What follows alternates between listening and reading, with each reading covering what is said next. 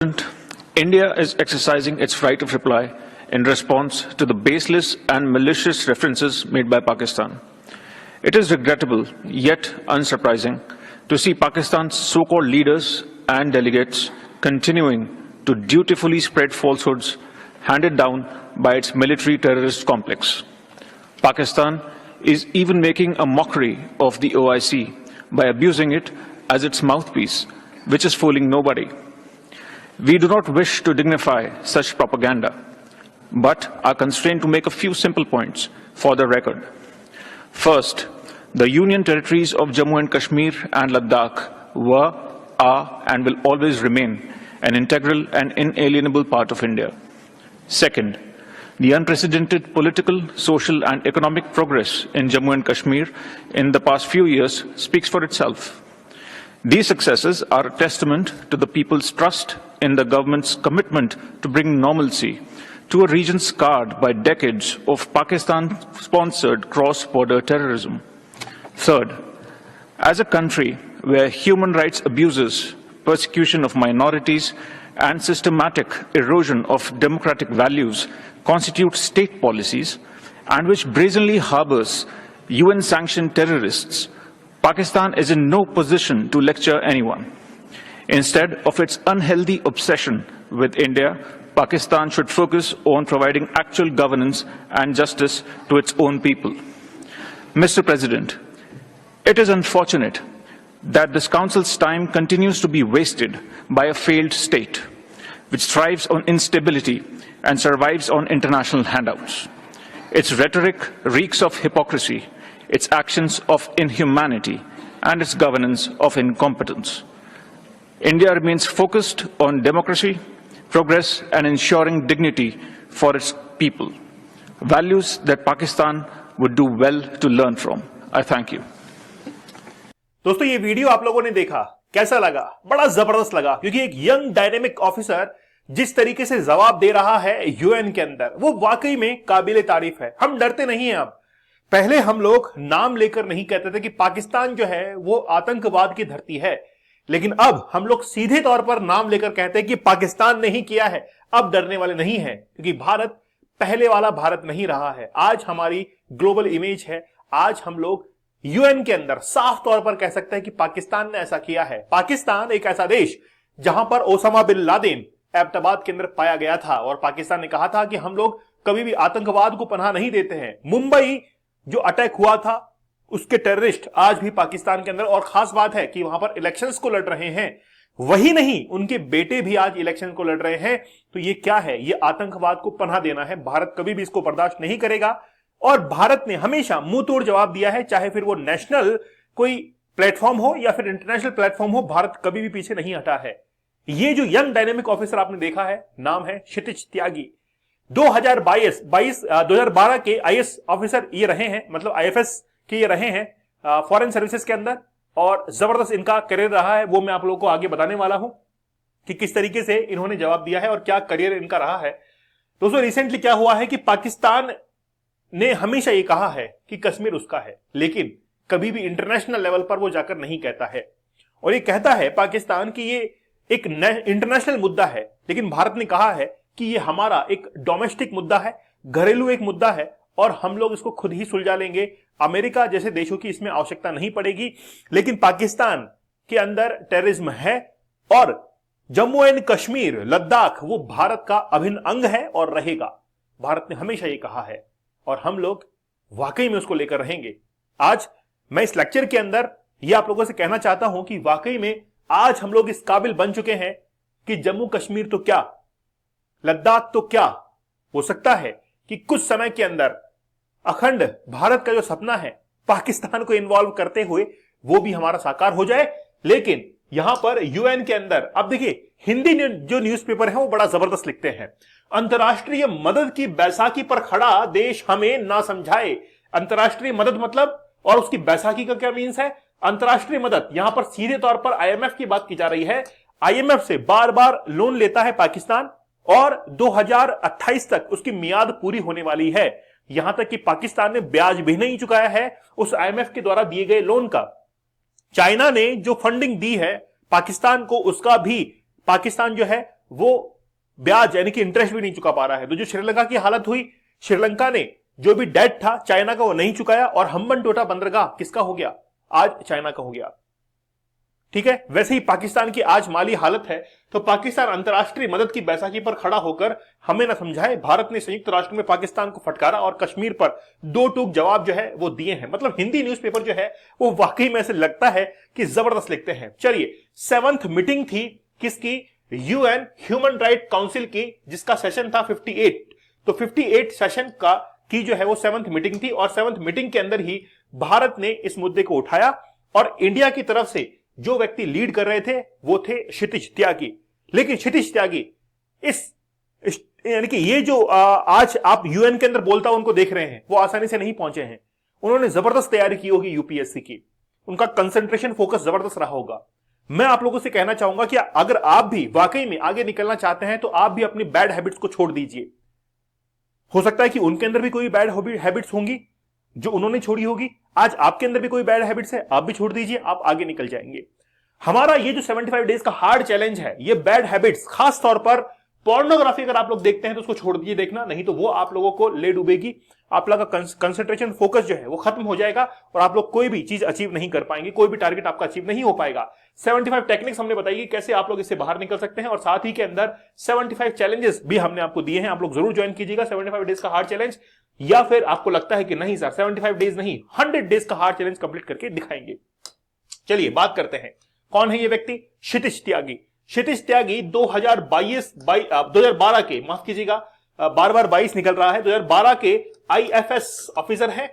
इन्होंने आईआईटी खड़गपुर जो है वहां से एमटेक की, मास्टर ऑफ टेक्नोलॉजी, और वो की थर्मल इंजीनियरिंग के अंदर। उसके बाद में यूपीएससी की प्रिपरेशन की और फिर यूपीएससी को फोड़ डाला। फिर उनको जो पोस्ट मिलती है वो है आईएफएस की पोस्ट, और उसके बाद में अभी यूएन के अंदर ये तैनात हैं। जनवरी के अंदर इनकी पोस्टिंग हुई थी और उसके बाद में आज करारा जवाब जो है इंडिया की तरफ से दिया गया है। और इंडिया के पास में कौन बैठा है? ईरान। ईरान जो है वो भारत के पास में बैठा है, ठीक है, और पीछे जो है वो सपोर्ट के लिए इंडियन जो ट्रांसलेटर है वो भी यहां पर बैठे हुए हैं जो कि सपोर्ट कर रहे हैं। बात करते हैं हम लोग क्षितिज त्यागी की। तो क्षितिज त्यागी एक बहुत यंग डायनेमिक ऑफिसर हैं जिन्होंने आज यूएन के अंदर बहुत अच्छे से बोला है। और हमेशा हम भारत के अंदर जो यूथ है उनको मौका देते हैं, और आज देखिए कि चाहे दूसरे देशों के बहुत बुजुर्ग लोग वहां पर जाते हैं, लेकिन हम लोग तो बहुत यंग डायनेमिक पर्संस को वहां पर भेजते हैं। तो क्षितिज त्यागी को लेकर बहुत सारे न्यूज़पेपर जो है उन्होंने जो है अपने एडिटोरियल के अंदर छापना शुरू कर दिया कि हु इज क्षितिज त्यागी, जिन्होंने इतना जबरदस्त बोला है, diplomat who called Pakistan A failed state eight UN. Pakistan एक फेलियर स्टेट है, और ये बात यूएन के अंदर सीधे तौर पर कड़े शब्दों में जो है वो जाकर कही है। हो सकता है कि जैसे मैं आपको बताऊं कि कुछ विचार जो होते हैं, जैसे आप हमेशा कॉमेडी को किस में देखना पसंद करते हैं? हिंदी के अंदर, है ना? वैसे ही कुछ स्टेटमेंट्स जो होते हैं वो दिल को छू जाते हैं जब हम लोग उसको हिंदी के अंदर देखते हैं। तो इसीलिए मैं आप लोगों को दिखाता हूं कि हिंदी के अंदर उन्होंने क्या कहा है। उसे अब मतलब पाकिस्तान का ये सिलसिला बंद कर देना चाहिए। उन्होंने कहा कि जम्मू कश्मीर और लद्दाख भारत का अभिन्न अंग है, इसको पाकिस्तान को भी समझ लेना चाहिए। क्षितिज ने पाकिस्तान को असफल राष्ट्र करार दिया जो अंतर्राष्ट्रीय सहायता पर निर्भर है। बहुत सारी फंडिंग आज पाकिस्तान ने ले रखी है, वेपन सप्लाई हो रहे पाकिस्तान के अंदर केवल लड़ाई दंगों के लिए, टेररिज्म के लिए, लेकिन कोई भी पाकिस्तान की इकोनॉमी के बारे में नहीं सोचता है। पाकिस्तान खुद ही नहीं सोचता है तो दूसरे देश क्या सोचेंगे? पाकिस्तान को एक असफल देश है, ठीक है, जो अंतर्राष्ट्रीय मदद पर चल रहा है। त्यागी ने कहा कि यह देखना दुखद है कि पाकिस्तान लगातार कश्मीर और भारत पर झूठ जो है वो फैला रहा है। उसके प्रतिनिधि जो इस्लामिक ऑर्गेनाइजेशन है जैसे मंचों पर मजाक बन रहे हैं। पाकिस्तान जो है ऑर्गेनाइजेशन ऑफ इस्लामिक जो कंट्रीज का एक ऑर्गेनाइजेशन है, अपने मुखपत्र मतलब उसके थ्रू वो बोलता है और दुरुपयोग जो है वो कर रहा है, जो कि ठीक नहीं है। इसके साथ में उन्होंने कहा कि जम्मू कश्मीर और लद्दाख हमेशा भारत का अभिन्न अविभाज्य हिस्सा रहे हैं। पिछले कुछ वर्षों में जम्मू कश्मीर में अभूतपूर्व राजनीतिक, सामाजिक और आर्थिक प्रगति हुई है। देखिए ये बात सही है कि भारत में जो जम्मू कश्मीर लद्दाख है वहां पर पॉलिटिकल, सोशल और इकोनॉमिकल जो है वो काफी हम लोग चेंजेस देखने को मिल रहे हैं और काफी हमने डेवलप किया है। ये सफलताएं दशकों से पाकिस्तान प्रायोजित आतंकवाद से जख्मी हुई क्षेत्र में सामान्य स्थिति लाने के लिए सरकार की प्रतिबद्धता पर लोगों के विश्वास का प्रमाण है। मतलब देखिए क्या है, वर्ड टू वर्ड जब हमको समझ में आता है कि वाकई में चीज है तो वो स्टेटमेंट जो है वो हमारे दिल में उतर जाता है। तो क्षितिज त्यागी ने यही कहा कि ये जम्मू कश्मीर और लद्दाख भारत का अभिन्न अंग है और हम लोग जो है इसको लेकर रहेंगे और हमेशा है ही हमारा, लेने की तो सवाल ही पैदा नहीं होता है ही हमारा। अगर हम लोग यूएन ह्यूमन राइट काउंसिल की बात करें तो इसको जो फाउंड किया गया था वो 15 मार्च 2006 को फाउंड किया गया था, लगभग 18 साल पहले। और इसकी जो सीट्स होती हैं वो डिक्लेयर होती हैं अलग अलग कॉन्टिनेंट वाइज, ठीक है। अभी हम लोग बात करेंगे इसके जो मेंबर्स हैं उसकी संख्या अभी 47 है। 3 साल के लिए इनका टर्म होता है और 9 मेंबर में occupy a seat for more than 2 consecutive terms, मतलब 2 लगातार जो टर्म्स होती है उसके लिए कोई भी एक मेंबर जो है वो लगातार नहीं चल पाता है।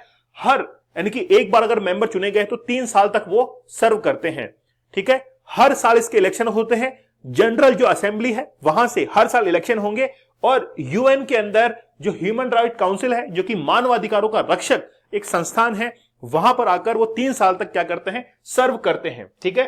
अच्छा, यहां पर देखिए सीट को कैसे डिस्ट्रीब्यूट किया गया है। 13 जो सीट है वो अफ्रीकन ग्रुप के लिए रखी गई है।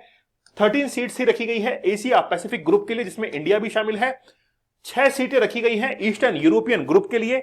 8 सीटें रखी गई हैं लेटिन अमेरिका और कैरेबियन ग्रुप के लिए और 7 सीट्स जो है वो रखी गई हैं western European and other groups के लिए, जिसके अंदर यहां पर यूएस भी शामिल है।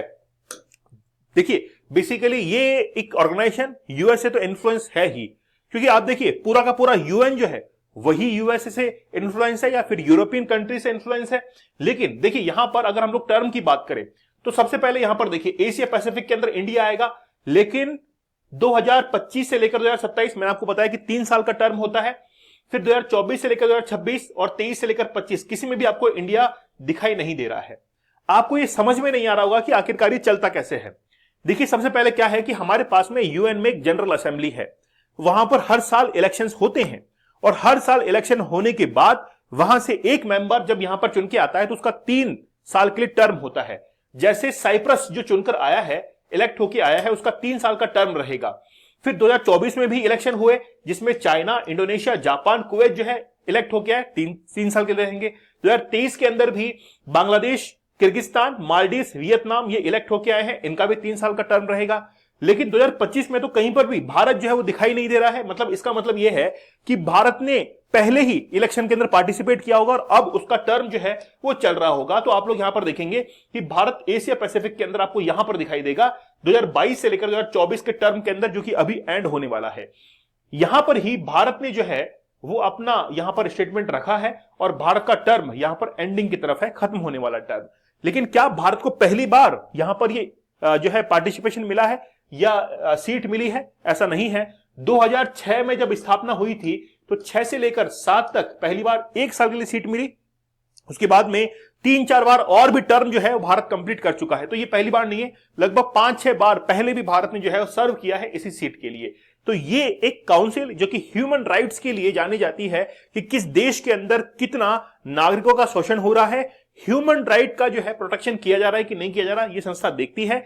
वहीं पर भारत के द्वारा ये कहा गया है कि भारत यानी कि पाकिस्तान जो है वो आतंकवाद का पनाहगाह है और हमेशा कश्मीर का मुद्दा जो है वो इंटरनेशनल लेवल पर लेके जाता है, झूठ फैलाता है, जो सब कुछ गलत है।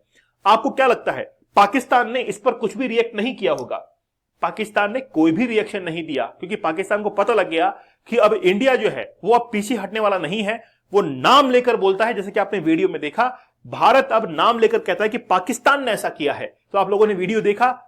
और अगर आपको भी यंग डायनेमिक ऑफिसर बनना है तो आपको भी अपनी बैड हैबिट्स को छोड़ना पड़ेगा। अगर आपके अंदर है बैड हैबिट्स तो आप जल्द से जल्द छोड़िए और अपने डायनेमिक करियर की तरफ ध्यान दीजिए। फोकस और कंसंट्रेशन के साथ में आप लोग 75 डेज का हार्ड चैलेंज और 100 डेज का हार्ड चैलेंज जरूर ज्वाइन कीजिएगा। तो मिलते हैं आप लोगों से अगले सेशन के अंदर। तब तक धन्यवाद, थैंक यू, जय हिंद।